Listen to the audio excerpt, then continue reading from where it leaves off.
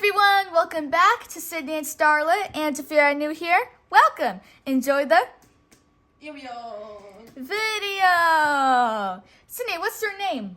What's your name? Me. Sydney? Sis. Is your name Sydney? Sis.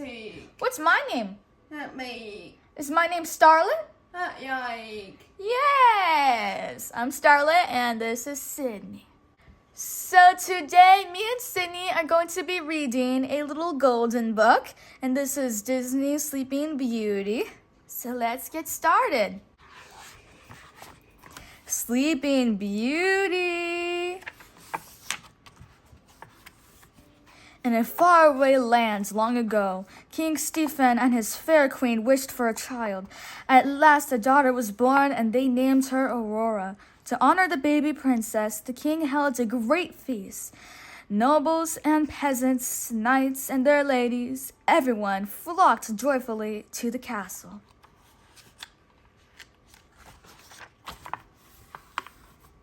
King Stephen welcomed his good friend King Hubert to the feast.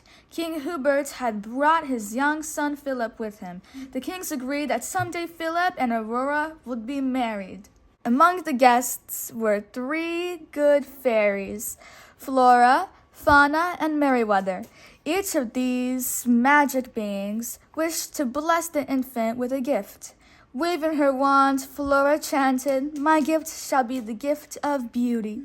My gift," said Fauna, "shall be the gift of song." Merryweather's turn was next, but before she could speak, the castle doors flew open. Lightning flashed, thunder rumbled, a tiny flame appeared and grew quickly into the form of the evil fairy Maleficent. Her pet black raven was perched on her shoulder.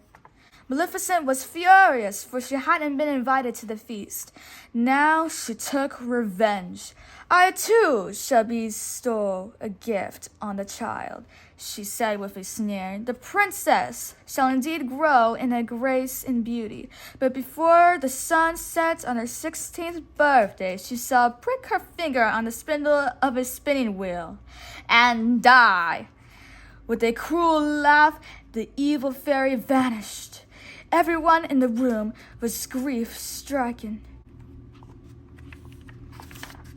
But Merryweather still had a gift to give, and she tried to undo Maleficent's curse. She said to the infant, "If through this wicked witch's trick a spindle should your finger prick, not in death, but just in sleep, the fateful prophecy you'll keep, and from this slumber you shall wake. When true love's kiss a spell shall break." King Stephen ordered that every spinning wheel in the land would be burned, but he still feared the evil fairy's curse. So the good fairies hatched a plan. They would take Aurora to live with them deep in the woods, safe from Maleficent. The king and queen agreed. They watched with heavy hearts as the fairies hurried from the castle, carrying the baby princess. To guard their secret, the fairies disguised themselves as peasant women and changed Aurora's name to Briar Rose. The years passed quietly, and Briar Rose grew into a beautiful young woman. At last, the princess reached her 16th birthday. Planning a surprise, the fairies sent her out to pick berries. Fauna baked a cake for her, while Flora and Merryweather sewed her a new gown. In a mossy glen, Briar Rose danced and sang with her friends, the birds and animals. She told them of her beautiful dream about meeting a tall, handsome stranger and falling in love. A handsome young man came riding by when he heard Briar Rose singing. He jumped from his horse and hid in bushes to watch her. Then he reached out to take her hand. Briar Rose was startled. "I didn't mean to frighten you," the young man said. "But don't you remember? We've met before." They had met once upon a dream. Briar Rose felt very happy. She and her admirer gazed into each other's eyes.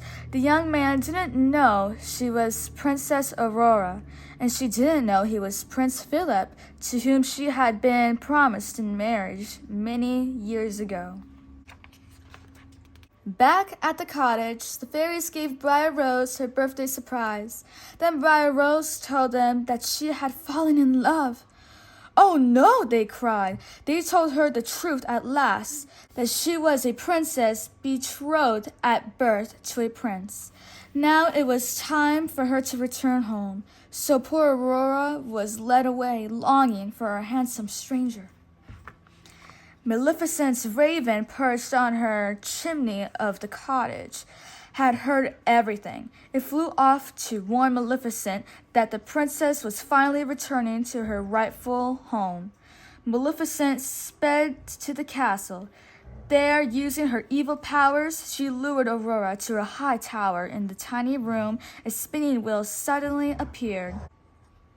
"Touch the spindle," hissed Maleficent. "Touch it, I say."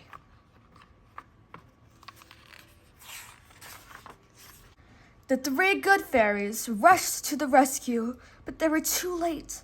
Aurora had touched the sharp spindle and instantly fallen into a deep sleep. Maleficent's cruel curse had come true. With a harsh laugh, the evil fairy vanished. The good fairies wept bitterly. "Poor King Stephen and the Queen," said Fauna. "They'll be heartbroken when they find out," said Merryweather. "They're not going to," said Flora. "We'll put them all to sleep until Briar Rose awakens." So the three fairies flew back and forth, casting a dreamlike spell over everyone in the castle.